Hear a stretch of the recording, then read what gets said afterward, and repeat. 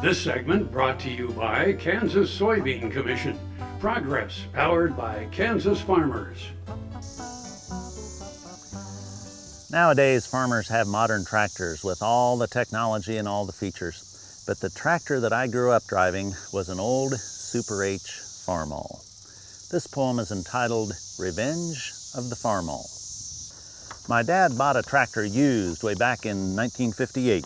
It was a Farmall Super H, which he thought was great. Yet it wasn't big or fancy, had no roll bar, cab, or radio, no three-point hitch or power steering to turn it just so.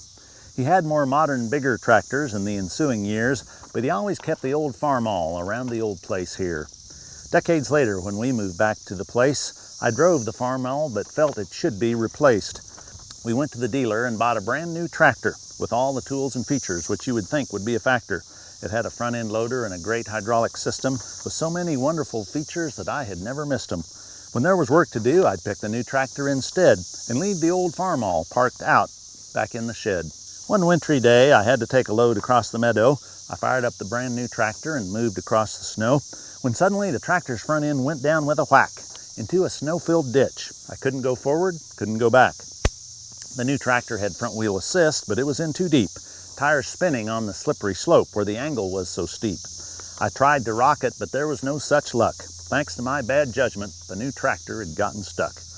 I considered my options. I trudged back with sinking heart and decided to see if that old ignored Farmall would even start.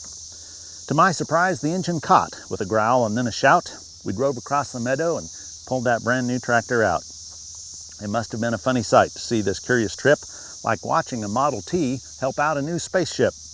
Now things are back to normal. When there's a tractor to be used, I choose the brand new tractor because of all that it can do. But Dad was right, and just because his thinking was so sound, I'll embrace the new technology, but I'll keep the old Farmall around. Happy trail.